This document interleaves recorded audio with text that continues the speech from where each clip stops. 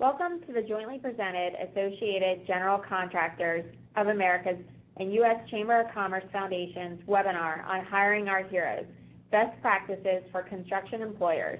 I am Sarah Gallegos, an Associate Director at AGC's National Headquarters in the Washington, D.C. area. Today's webinar is on a topic we should all care about, personally, and frankly, a topic that will help the construction industry continue to grow and thrive. For many construction employers, a workforce shortage is just around the corner, and for some, it might already be at your front door. And with many returning veterans and their spouses seeking employment, making a connection is a win for all. As part of the construction industry's effort to add 100,000 veterans over the next 5 years, this year, AGC has partnered with the U.S. Chamber of Commerce Hiring Our Heroes program. Today, you'll not only learn about the Hiring Our Heroes program, but you'll also learn practical and specific ways that you, a construction contractor, can tap into this available and ready-to-work pool of candidates. And now I'll introduce our speakers. Jennifer Gearing joined the U.S. Chamber of Commerce as the Director of Business and State Engagement for Hiring Our Heroes in March 2013. In this role, Gearing is responsible for coordinating with small businesses, local chambers of commerce, and regional business alliances to promote Hiring Our Heroes initiatives. She focuses primarily on engaging business to develop recruitment and retention initiatives through the identification of best practices and the promotion of HOH resources, including the hiring of 500,000 Heroes campaign and veteran and military spouse hiring fairs. Prior to this role, Gearing served as the president of the Dearborn Area Chamber of Commerce in Michigan for nearly 8 years. Under Gearing's leadership, 2 local chambers merged in the Dearborn Area Chamber of Commerce, and the Federation moved its headquarters to the rehabbed lower level of the historic Dearborn building. Mike Meekin is the Human Resource Business Partner for Penhall Construction Company. He has more than 10 years of experience ranging from, but not limited to, recruiting and retention, conflict resolution, litigation, case management, compensation, and labor relations with a specific focus in roles that are operations focused for organizational growth. Mike has had hands-on and supervisory responsibilities for the entire employee life cycle in union and non-union environments for industry-leading organizations as well as small to mid-sized companies. And now I'll turn it over to Mike and Jennifer. Thank you, Sarah. We're so glad to have the opportunity to work with AGT to talk a little bit about the importance of hiring veterans, transitioning service members, and military spouses, to talk about the resources Hiring Our Heroes offers, not only from a national level, but also from a local level as well. Mike, I'm glad to have you on the line today. Thank you for joining us. Thanks for having me. I hope to share just a couple of bits of insight as we go through this to talk about Penhall Company's successes, some of our failures, and learned experiences. Excellent. Hiring Our Heroes started about 3.5 years ago to address the high unemployment rate of veterans, transitioning service members, and military spouses. The goal was to just have one hiring fair in one local community to connect employers with job seekers, kind of pulling together the assets of local veteran service organizations and military service organizations in those communities. Today, or 3.5 years later, we've had over 800 hiring fairs in all 50 states, Puerto Rico, and Washington, D.C., and over 24,000 men and women have been hired from our hiring fairs alone. But we know there's much, much more work to be done because in the next 3 to 5 years, more than 1 million service members are projected to leave the military. Those are big numbers. We want to keep these numbers in front of our employers. We want to help them create capacity within their organization. We want them to be inspired to hire this population and remind them of the great skill set that they bring to the table. And we want them to know that there are great, great resources out there to help them do so. Sarah talked a little bit about the workforce shortage, especially within the construction industry. It certainly carries over into other industries as well. But today we're going to focus on recruiting, and empowering veterans and transitioning service members, how to find veterans, how to properly onboard them and keep them, and certainly with a construction spin. One of the first things that we'd like to point out is military careers directly line up with construction. But when we talk about the construction industry, we're talking about two very different segments, architects and engineers, and your skilled labor workforce as well. I would ask you to approach hiring veterans and transitioning service members the same way you would a civilian population within these two very different groups. Your position descriptions are going to be written differently. You're going to be sourcing them differently. Their onboarding process is going to be a little bit different as well. Just asking you to keep in mind the veteran and transitioning service population when you're doing so. We're not asking you to reinvent the wheel, just to add a different spoke. I don't want this spreadsheet to overwhelm you. It's one where we crosswalk the experience that a service member gains in the military. It's called their military occupational specialty. When a service member enlists, they are assigned a job. And over the course of their military career, they're responsible for a certain segment, a certain piece of the operation. So you can see here that there are crossovers, but we don't want you to focus just on the military experience and the MOS code that a transitioning service member has. We want you to also think about the soft skills that they possess: leadership, mission focus, drug-free, physically fit, punctual leaders and great team members, and hire an attitude and aptitude, and properly align on-the-job training or a curriculum that will help them couple that great experience and attitude that they have and bring it to your company. Here's some additional examples, but I'd like to turn it over to Mike to get his thoughts on this.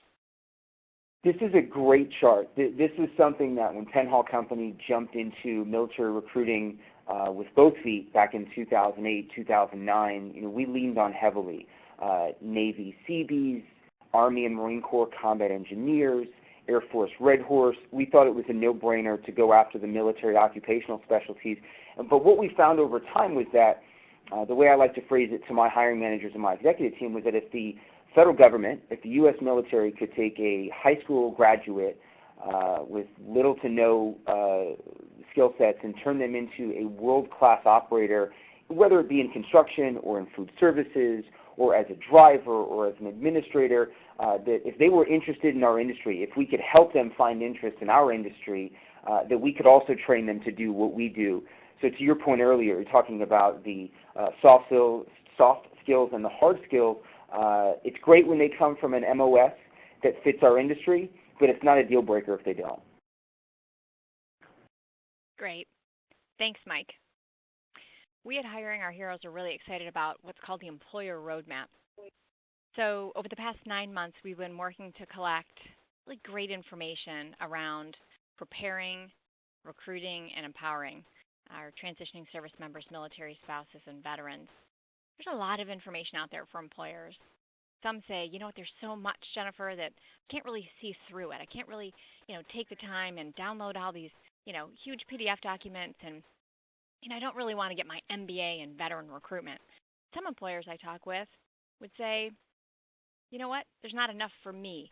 Maybe I'm a niche, industry or a small business, or, I don't feel like there's enough relevant information to help me figure this out. So we took the lead here and developed the Employer Roadmap, and it's really an intuitive-based website to help any employer kind of guide their way through this mission. So when you create an account with Employer Roadmap, by the way, everything is free of charge. You tell us if you're a small, medium, or a large-sized business, and if you're a novice, competent, or proficient in the space. And from those two answers, we put you into one of 9 what we like to call buckets or profiles, and we'll deliver articles and information that are quick and snappy and informative. We'll give you case studies, what other companies are doing, where they've learned, where they've maybe tripped, maybe where they're really excelling. And we're also going to give you check sheets that you can print off and get started. This space can be overwhelming, but we wanted to present it in a way that was very digestible and actionable. Mike, I know you had some thoughts on this website as well. I do. I really do. I was really excited to see this. I felt after my almost 8 years in the Marine Corps, and specifically after my time on recruiting duty, that I would get out into the civilian workforce, continue my recruiting and HR career thinking I had that quote-unquote MBA in military recruiting. So we launched our effort, and we were at job fairs, both paid and unpaid job fairs. We were doing on-base recruiting with contacts we had made at TAPS or separations offices. But when we got into the empowering part that I'm really excited about, the employer roadmap, engaging the veterans as they came on board, including their families in the hiring process, really empowering the organization to put these veterans to work. I'm a big analogy guy, but I use the analogy. We had these Ferraris, and we kept them at 1,500 RPMs and under 25 miles an hour. We knew where to find them, but didn't know what to do with them. So I really found that the employer roadmap was a tool that if I would have had a couple years ago, would have been fantastic. It's a great resource. All right, so let's get started. As I mentioned, we broke down the segments into prepare, recruit, and empower. One of the most important things you're going to want to do is figure out who your internal team is and who your external partners are. Now, as Mike pointed out when we were talking about this employer roadmap in our presentation today, this is very scalable. If you're a small company with 2, 3, or 4 employers, your internal team and your external partners are going to look a little bit different than a Fortune 500 company. So if you take anything away from today, know that everything is scalable, and your veteran and military spouse recruitment initiative is going to be very unique to your geography, your industry, and your company, and especially the size of your company. But when we talk about your internal team, we want to talk about your CEO and your C-suite folks, your executives, your HR team, and your line managers. Everyone plays a really important role. Every employee within the company, across the enterprise, should be aware of your commitment to hire veterans. You're going to have veterans within your organization that are going to serve as resources. You might invite them to breakfast or a lunch, have them engaged in your initiative. They're also going to be referral sources for you, too. And we don't want you to stop there. We want this to be a 360-degree approach. Your external partners are equally as important. If you're a Fortune 500 company, you might have hundreds and thousands of suppliers. And that casts a really wide net because every other business within your enterprise that's hiring veterans and military spouses becomes a multiplier effect. Make sure your suppliers are aware of your commitment, your customers, and your community as well. We want the entire community and the business community to embrace the initiative, and they're going to help you advance it forward. All right, under prepare, we've divided this up into 3 sections: get to know veterans and spouses, realize the business value, and understand military culture. Now, Mike and I are just going to briefly overview these 3 items and talk a little bit about, examples in each one of these segments. So I'll go ahead and get started with get to know veterans and spouses. I mentioned an idea in the previous slide. You can do an internal audit within your employer base to see who has transitioned, who is a veteran, who is a military spouse. That self-identification process is important because these folks are going to help you understand the military culture and take advantage of or help walk you through some of the other steps that we're going to outline in future slides. They're going to be your greatest assets. They're going to help you translate resumes. They're going to be good referral sources for you. They're going to talk about their experience when they joined the company, whether or not you knew that they were a veteran at that time. Mike, what are some of the things that you do in your community to get to know veterans and spouses? I can really speak to at least the missteps that we had very early on and what we've learned from that and what we do now. But the military has a huge commitment to the work-life balance and including spouses and families and everything that they do. And we found at job fairs there were a lot of spouses there.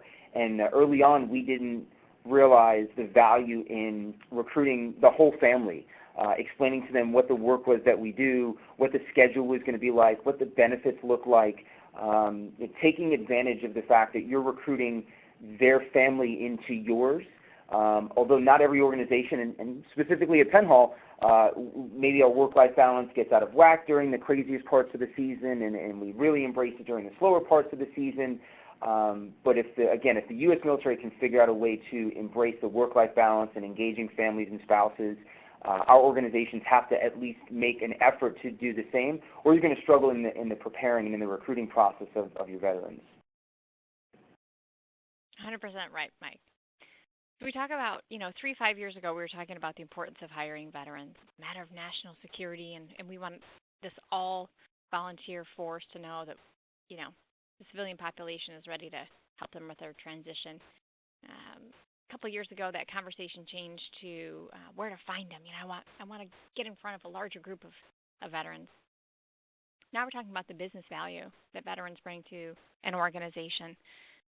There are studies that show that they are more productive than their civilian counterparts, and they're less likely to turn over. They're less likely to leave your organization once they've joined. They're staying with employers longer. We know it's easier to keep an employee than it is to hire them. And when we talk about recruiters' limited resources and time and caseload, we know that's important. So there's a business value there. And we'd be happy to provide some additional information for those of you that are interested. Mike, do you want to talk a little bit about understanding military culture and how that is so important? Yeah, I'm going to refer back to my comment on the spouses to kind of reinforce understanding the military culture. They come from a world where promotions, they come from a world where compensation, where everything they do is focused on the effort they put in, the results they get out, and moving their career forward along a predetermined path. And although, at least within Penn Hall Company and with contacts that I have within the construction industry, we're not all there yet when it comes to our succession planning and our performance reviews. We can all do a little bit better there. So you have to really understand not only the culture they come from, but the pomp and circumstance that they're used to in everything that they do and accomplish and achieve, and try and embrace that within your organization as best you can, whether that's email announcements about promotions, whether that's get-togethers when there's a family event, an organizational family event, or their personal family event, and really taking advantage of all of the positives that they bring from their previous culture and embracing them as part of maybe your organization's new culture. I have two really great examples. We had a young veteran who was hired out of Dearborn, Michigan event and hired by a major auto company there in southeastern Michigan. And he likes to tell the story that, he asked the question, well, what time do we report? What time do we show up for work? And his supervisor said, 8 or 8:30. And the young man said, well, which is it, 8 or 8:30? They're not used to a lot of gray. They certainly can transition into an overtime, get to that, quote-unquote gray, but keep in mind structure is important. Another good example, an insurance company was bringing on a cohort, 12 or 15 young junior military officers, and they brought them on for one role. And the training went well, and they all were hired full-time, but there was a huge attrition rate within this group. Well, after some reflection, this insurance company realized because they didn't properly communicate that there was upward mobility and promotability within the company, that these young service members were leaving because there wasn't a clear pathway for their career growth. And that is something that is part of the military culture that Mike mentioned that's really very important. You're not just being hired in for this position, but if you do a good job and, you continue to grow professionally and demonstrate, leadership skills, et cetera, you can move up within the company. That's an important takeaway. To reinforce your point from earlier, nobody needs an MBA in military recruiting to do this. You just have to take advantage of the employees that you already have who are prior service to get a heads up on these things. Excellent point. We're going to move on to the second piece, which is recruit. One of the things you're going to want to do is to help you sell the company and sell yourselves as veteran ready and veteran friendly is make your company inviting. I provided a few examples here.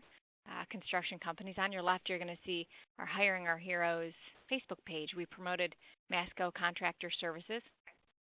They were doing some large-scale national recruiting and needed our help. We have a platform of about 350,000 Facebook followers. Happy to help there. And then two other examples, Fluor and API. went ahead and used their website as an opportunity to communicate the opportunities that they have for transitioning service members and veterans. And there's some testimonials there. And Lee Anderson, a huge supporter of Hiring Our Heroes, is there with a man in uniform. And some have MOS translators. Not necessary. We have resources, and you can certainly use those. But again, kind of an easy lift for any employer to showcase, their commitment. A couple of additional examples here from Roush Enterprises in Livonia, Michigan, based on the notion that not every transitioning service member comes with the exact matchup of experience and training, right? So we talked a little bit about, the training, and then you match that up with attitude and aptitude. They went ahead and implemented a mechanic trainee program for transitioning service members. There's huge demand for mechanics and technicians when it comes to manufacturing. So they said, you know what, we're going to hire folks with good strong military backgrounds, great attitude, great aptitude, give them some on-the-job training, and produce our own mechanics. So they really took the lead on that training piece. And then next, they understood that not all mechanics and technicians can come ready with their tools. So they set up an interest-free repayment program for service members to buy their tools. So maybe $10 or $15 comes out of every paycheck to pay for their tools on an ongoing basis, or maybe it's a signing bonus, or maybe the company is going to go ahead and buy the tools and lease them to that technician or mechanic. There's a variety of different ways. Just have to get creative sometimes. And also, Roush is certainly committed to their employers' continued education, and they're giving $5,000 per year in tuition reimbursement to their transitioning service members as well. So, Mike, I'm going to turn it back over to you. If I could, an area where Penn Hall Company really excelled was, like I said, we focused on Navy Seabees, Army and Marine Corps combat engineers, Air Force Red Horse, and we went specifically to those installations that had a large population of those construction-focused military occupational specialties.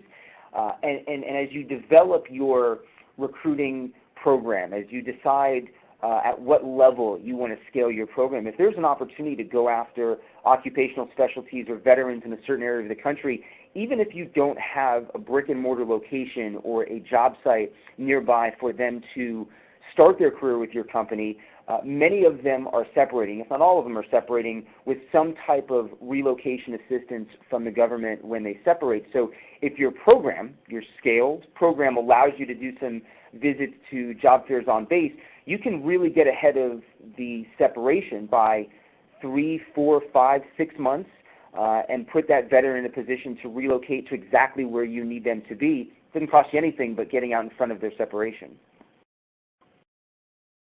Thanks, Mike. I'm going to turn it back over to you to talk a little bit about finding quality candidates. I know that's in your wheelhouse. I want to talk to you or have you speak a little bit about where you've been successful and where you hope to be more successful in finding those quality candidates.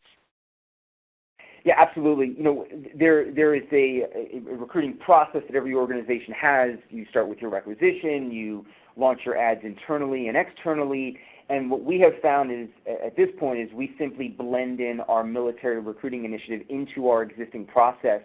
So the two things that happen is we receive candidates from those resources that have been really helpful and really supportive of us in local markets or on a national level, and then we see candidates from our normal recruiting processes, referrals from our normal recruiting pools and candidates and employees, and referrals from our military candidates. And you really find that the referrals from a military candidate or from a military employee of another military candidate, those far and above are more valuable than any other referral that you might get. So again, scaling your effort, using all of the resources available to you, and in a couple of slides we'll talk about some of those resources, but using every resource at your disposal and then matching those candidates apples to apples, I think you'll really find that your quality candidates are going to more often than not have some type of military background. And when you're building up your recruitment, your resources and for recruitment, try a few things, to reinforce Mike's point. Try a few things, see if they work. And if they don't, adjust, modify. There's no one-size-fits-all solution. Hiring Our Heroes has some great resources, but not all the resources you're going to need. Excuse me, we're not a one-size-fits-all organization. And Mike can certainly talk to, to other organizations that are in our space as well. There's over 1,000 other kind of veteran employment organizations that help make those connections. We don't want you to be overwhelmed by them, but we want you to know that they exist. Find the right partners that fit well within your recruitment initiative, and keep trying new things out. Try one or two at a time, and keep the ones that work, and maybe cast aside those that don't. A couple that you might consider, as I mentioned, we've had over 800 hiring fairs in all 50 states, Puerto Rico, and Washington, D.C. We will have about 80 brick-and-mortar hiring fairs next year in communities across the country. We'll have an additional 12 to 15 what's called transition summits. These are 2 or 3 day events on military installations, where day one would be focused on employers, talking about additional best practices, hearing from national government partners, great keynote opportunities to network. So very exciting direction for us. As Mike mentioned, you can't be all places all the time. Our virtual Job Scout is a good solution. It's a virtual hiring fair, again, free for employers. The platform is accessible 24/7, 365 days of the year. But up in the right-hand corner, you're gonna notice that there's a virtual job fair August 12th and 13th. That was just a couple of days that we set aside for kind of a renewed focus. We may have 2 or 3 days set aside for military spouses, or 2 or 3 days set aside for recovering warriors or caregivers. Again, just more tools that you can put in your back pocket. Another resource that we offer is what's called the Personal Branding Resume Engine. Military spouses and veterans are encouraged to go translate their resume, translate their military experience into a resume that a civilian can understand. And once they do so, they can check a box that allows their resume to be shared with employers like you. Creating a short profile for us, because we just want to be careful with those folks that are reviewing resumes. We're going to go ahead and approve that profile to folks that have good intentions and hiring these folks within 24 to 48 hours.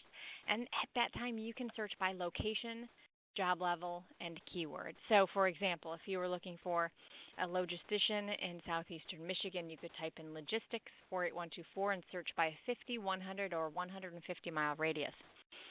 You're going to have varying numbers of resumes that pop up, and also you will see those that may not live in that radius but are open to relocating.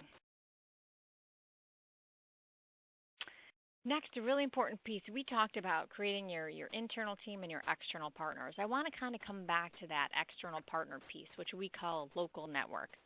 These are folks on the ground in your communities and in the communities of your recruiters, if they're across the country, that are going to help. You need teams, right? You can't go at this alone. So I've listed a few examples here. Veterans Administration, ESGR, which stands for the Employer Support of the Guard and Reserve. Goodwill International. We have a great relationship with these folks. They have over 150 agencies across the country, and 12 agencies that are called operate Operation Good Jobs, which are dedicated to veterans, helping translate resumes, develop elevator pitches, help with interviewing skills, all things employment readiness. Student veteran organizations. There's over 1,000 student veteran organizations across the country on college campuses, community colleges, major universities. This is going to be a sweet spot for those architects and engineers that we talk about. If you're looking for someone who has that college degree plus military experience, this is going to be someone that you're going to want to investigate. Local chambers of commerce. We would not have been able to host over 800 hiring fairs if it wasn't for the great work of local chambers of commerce who are helping reach out into that employee base. Transition officers. Mike, do you want to talk about the role of transition officers on bases? Yeah, I'm going to steal a little bit of your thunder as I dive into this. But again, the idea is that your whole military recruiting program is scalable. But any recruiting department, any HR department that's worth its weight knows that you have a web of resources for filling positions within your organization, and recruiting veterans is no different. The web of resources extends as far and wide as the transition officers on each and every military installation. Every veteran is required to go through some level of transition program, which educates them on resumes and benefits and converting their resume, all of the similar types of skill sets that this webinar is talking about. But again, the base transition offices, the local employment offices, the hiring our hero events, and some of the paid events. If your program allows you to spend a couple of dollars on a Recruit Military or an Orion International event, those are all viable resources. But scale your plan, know what you're going after, create your web, and you will find that the veterans, they are looking for the help. This is not like advertising with a state unemployment office where you put the ad out there and occasionally you'll get a quality candidate. All of these resources are charged with supporting the veteran hiring initiative that pretty much every employer and the federal government has. Take advantage of everything they have to offer. Thanks, Mike. A couple additional resources: workforce development agencies, American Job Centers, which are in counties across the country, and helmets to hard hats. Perfect for the construction industry. So, final piece on Recruit: hire veterans and spouses. Kind of speaks for itself, but we don't want to overlook the to overlook the obvious. You're finding quality candidates because you've written good quality position descriptions that speak to a transitioning service member. You might include language that says bachelor's degree or equivalent military experience preferred. You've picked appropriate resources. You're going to hiring fairs. You're choosing, as Mike mentioned, resources that work for you that are going to help tap that population. You've gone through the employer roadmap and sought out appropriate and staying away from inappropriate questions to ask transitioning service members. And now it's time to hire them. Really important piece that we want to talk about next is empowering. We talked about how important it is to, the resources to put into these service members to keep them on board. Much easier to keep them than to hire them. But training and educate. We talked a little bit about 5 years ago why hire a veteran, how to hire a veteran. Where do I find them? Training and education is a really important piece. Roush is a good example of creating their own mechanic program because they were finding folks that had about 80% of what they were looking for. So they met them at, they offered that 20% that they needed to turn them into a perfect employee with all the right skill sets. So, think about how training and education is how it plays a role within your organization. These men and women don't come off an assembly line, perfectly aligned to the position descriptions that exist out there, nor do civilians for that matter. So what we're seeing more and more is that employers are taking a larger role in on-the-job training. They're offering internships and apprenticeships. Even a day in the life of an office.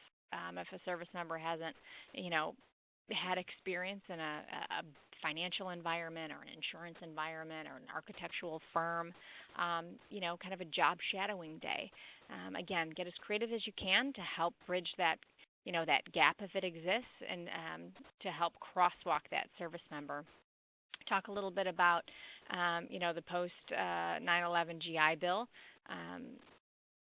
Really important piece to helping that transitioning service member couple their military experience with additional training. Helmets to Hard Hats has a good example here in Washington State, working with a local union and also veterans in construction electrical and veterans in piping. These are some examples of what we call industry-specific training programs or in-step programs. A service member is, going to, when they transition, they're going to do one of a few things. They're either going to go to a community college, they're going to go to a traditional university, maybe get their 4-year degree. They might go to a community college and get some technical training. They might go through an in-step program, which is what we talked about, maybe an 8, a 10, a 12-week course. Maybe they're going to get employed. Maybe they're going to be employed by an employer who offers on-the-job training. Maybe they're going to get an internship or an apprenticeship, or maybe they're going to start work right away. There's just like a civilian, they're going to do, they have choices, and they're going to kind of pursue various routes to employment. but education more than ever is a critical piece to that transition.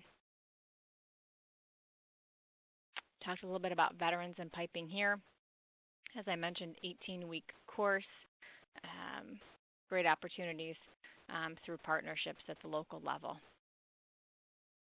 If I could just expand on that again to reinforce when we're talking about the training and educate, that's both an internal and an external opportunity, because again we're talking about in many cases those who were basically educated high school grads who joined the service.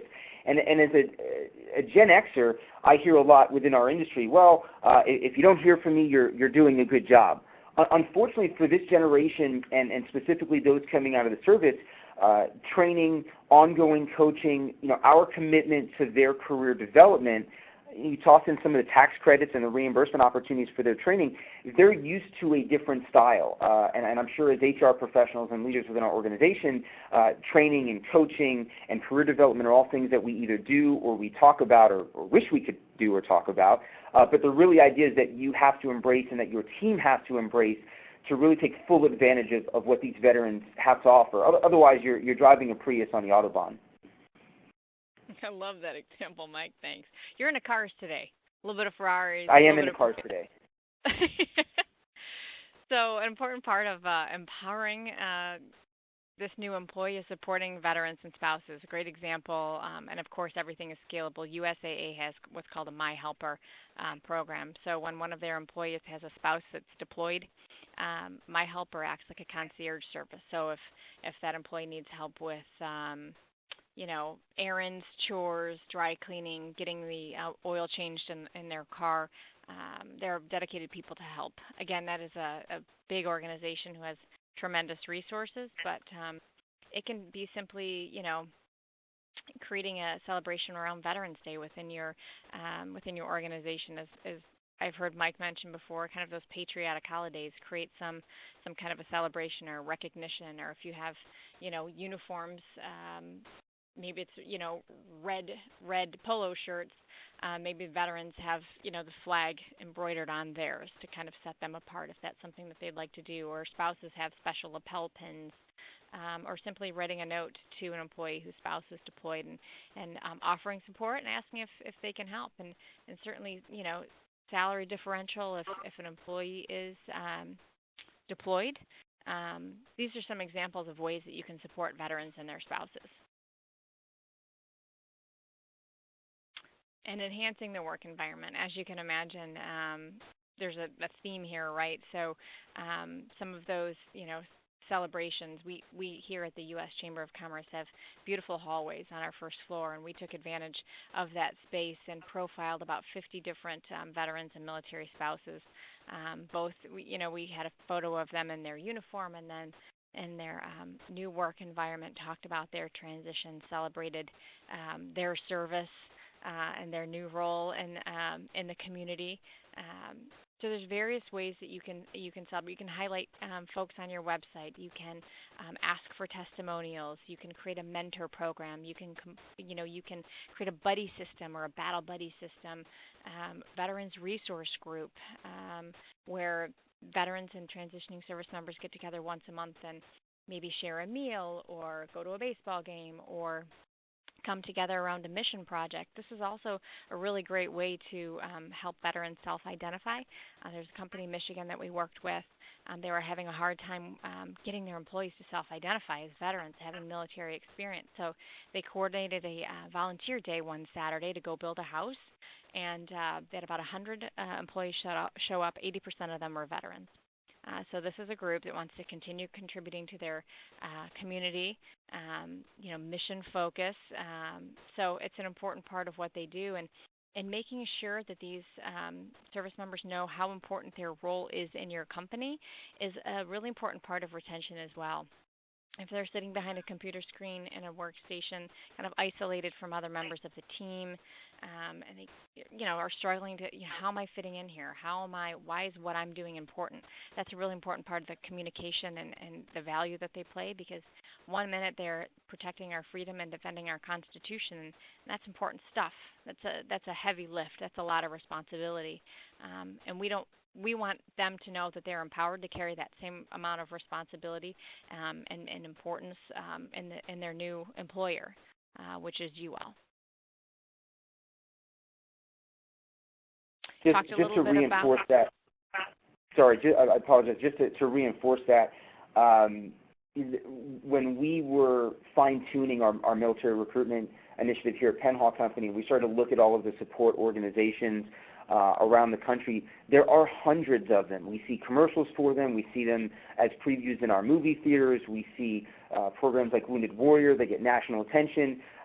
These organizations exist for a reason. So within your organization, it can be as simple as maybe what we do here at Penn Hall, which is having a short list of those influential managers and leaders who are prior service veterans, and the Veterans Day email, hoorah message kind of goes around for them to share with their groups, or the employee testimonials of our prior service vets that we're now starting to put on the Penn Hall website, or if your organization is engaged with local resources that provide you awards like Penn Hall's received from ESGR, from the reserves, highlighting that type of material, because these veterans leave the service used to a certain type of support. The support is available to them from resources as veterans, as someone who's separated, but if you can do just a small part of that from within your company, it makes a huge, huge difference. Thanks, Mike. So we've given you a few steps to take away. We don't want you to feel overwhelmed or question where to start. So we've identified 5 ways that you can take that next step. So subscribe to the monthly employer newsletter at hiringourheroes.org. Number 2, determine who in your organization is a veteran, transitioning service member, or military spouse. And we have number 3, join the Hiring Our Heroes LinkedIn group. We have about 15,000 recruiters and job seekers a part of that group. Download the Guide to Hiring Veterans, which is a great resource for your recruiting team. And then go ahead and create a profile on employerroadmap.com. You can actually just pick one of those things to go ahead and get started, but they're all going to be a step in the right direction. No right or wrong way to do this. So with that, we have some contact information here. Mike, I know you would like to provide your contact information as well. My colleague Becca and I are here to answer any questions that you have. If you'd like to call us directly or email us directly, we're happy to work with you. Great. Thanks, Jennifer. So we're just about out of time. Again, I'd really like to thank our speakers today, Mike Megan with Penn Hall Construction Company and Jennifer Deering with the U.S. Chamber of Congress for educating all of us today and what we can do now to recruit veterans and veteran spouses to our construction companies. You guys provided some great valuable information and resources, and again, please don't hesitate to reach out to Jennifer or Mike. We can help you guys get Mike's contact information. So that concludes our webinar for today, and so have a great afternoon. Thanks.